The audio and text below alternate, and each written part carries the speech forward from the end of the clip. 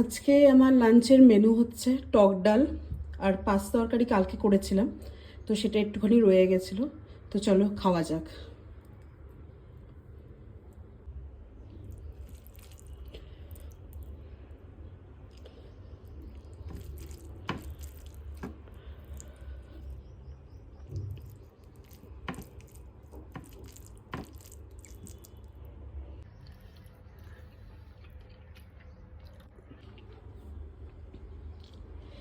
এখন খাচ্ছে হচ্ছে আজকে বানিয়েছিলাম টক ডাল, তো বানিয়েছিলাম আর তার সাথে বানিয়েছিলাম চিংড়ি মাছ সর্ষে দিয়ে ভাপা।